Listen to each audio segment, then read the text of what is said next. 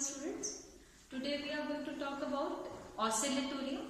Oscillatoria जो है वो साइनोफाइसी का मेंबर है और हमने साइनोफाइसी के जनरल कैरेक्टर्स पढ़े थे कि क्या क्या होते हैं साइनोफाइसी या साइनोबैक्टीरिया या मिक्सोफाइसी या ब्लू ग्रीन एल्गी के कैरेक्टर्स।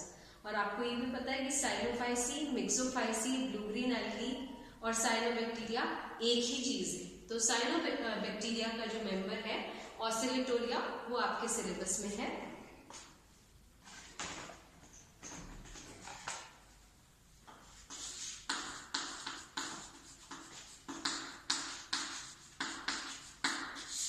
ऑसिलेटोरिया जो है वो उसका जो क्लासिफिकेशन हम देखते हैं तो क्लास उसकी है साइनोफाइसी,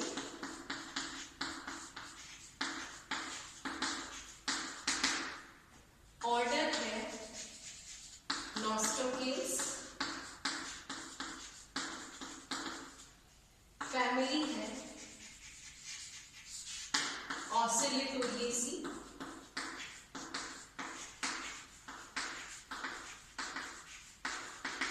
और जीनस है ऑसिलेटोरिया।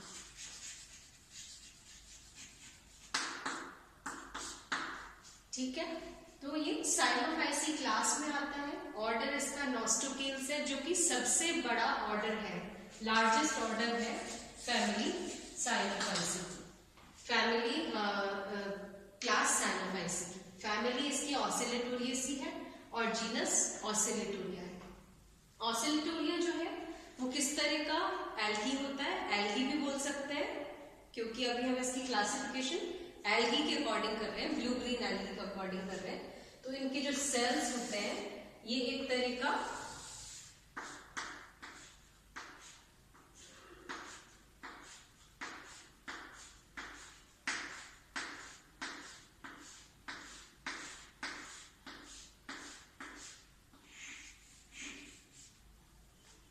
यूनिसीरिएट फिलामेंटस होता है। यूनिसीरिएट का मतलब जिसमें जितने भी मल्टी सेल्यूलर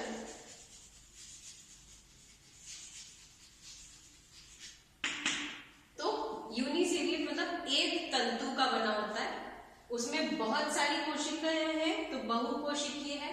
फिलामेंटस तंतु में है तो फिलामेंट में बहुत सारे सेल्स हैं जो एक के ऊपर एक अरेंज है। और ये जो सेल्स है जब हम इनका देखते हैं स्ट्रक्चर तो हम देखते हैं इन सेल्स की हाइट कम है लेकिन जो ब्रेड्थ है, जो चौड़ाई है वो ज्यादा है।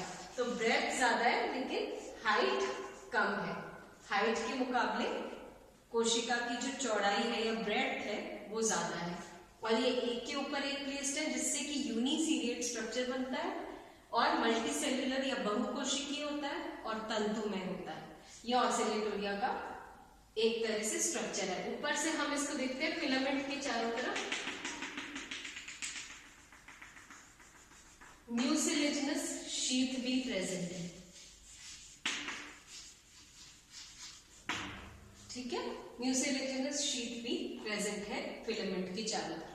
इसके अलावा जो टॉपमोस्ट सेल होता है, सबसे ऊपरी कोशिका होती है, शीर्षस्थ कोशिका होती है, वो अलग सी थिकनिंग वाली होती है और इसकी शेप अलग अलग होती है अलग अलग फिलामेंट में।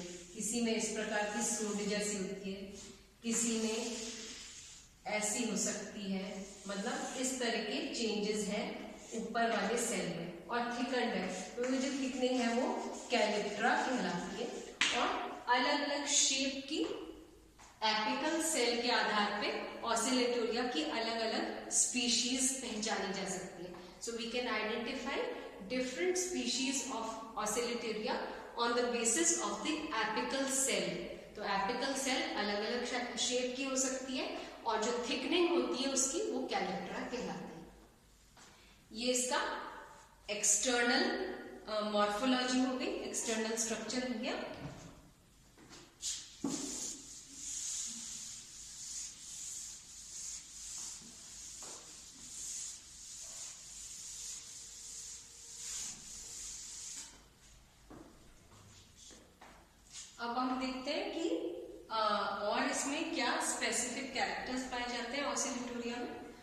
ऑसिलेटोरिया का जो सेल है वो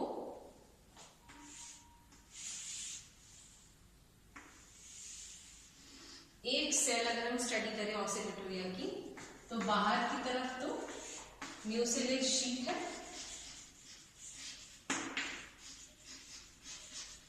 ये एक सेल की बात करेंगे तो सेल वॉल है, और अंदर सेल मेम्ब्रेन। ठीक है, अब ये जो सेल वॉल है इसमें 4 लेयर्स देखे जाते हैं, L1, L2, L3 and L4। In 4 layers में से जो L1 है वो बिल्कुल प्लाज्मा लेवल या सेल मेम्ब्रेन के पास है, सबसे अंदर है, और L4 जो है वो सबसे बाहर वाला है जो म्यूसिलेजिनस शीट के पास है। तो ये 4 लेयर्स सेल वॉल में हो गई। और फिर अंदर जो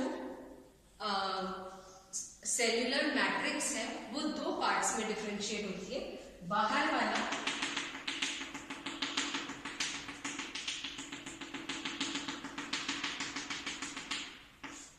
क्रोमैटोप्लाज्म, आउटर पोर्शन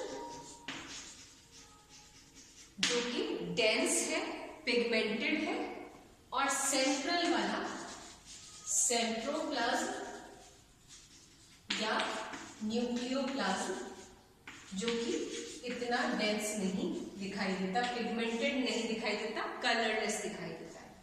तो ये हो गया, बाहर से अंदर की ओर हम जा रहे हैं तो म्यूसिलेज शीट है, फिर सेल वॉल का L4 लेयर है, फिर L3 लेयर है, फिर L2 लेयर है, फिर L1 लेयर है, फिर सेल मेम्ब्रेन या प्लाज्मा झिल्ली या प्लाज्मा मेम्ब्रेन या कोशिका झिल्ली उपस्थित है, और फिर आउटर पेरिफेरल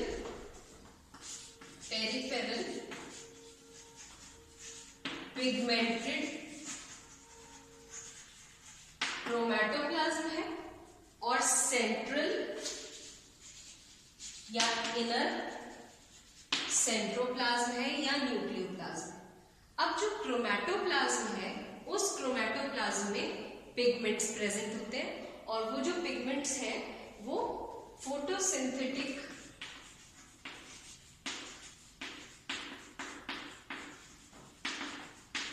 लैमेली या थाइलेकॉइड्स पे अरेंज्ड है, क्रोमैटोफोर्स के रूप में। ठीक है, लेकिन क्लोरोप्लास्ट एब्सेंट है। ठीक है, और जो पिगमेंट्स हैं वो क्या क्या है? Chlorophyll a, c phycocyanin, c phycoerythrin, एलोफाइकोसाइनिन,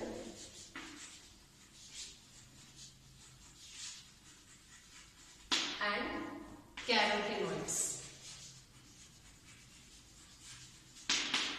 ठीक है, तो क्लोरोफिल ए तो यूनिवर्सल पिगमेंट है जो सभी group of photosynthetic plant groups में प्रेजेंट होता है।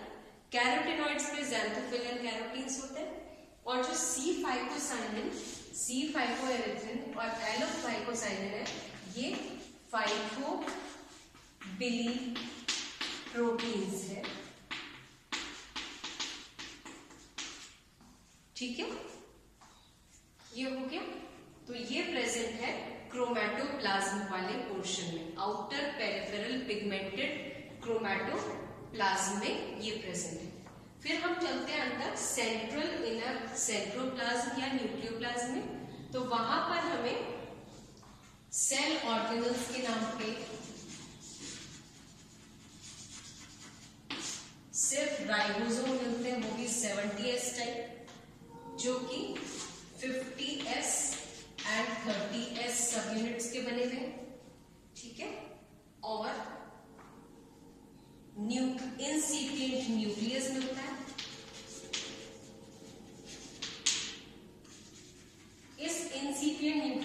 इसको हम न्यूक्लियोइड भी बोलते हैं, जीनोफोर भी बोलते हैं।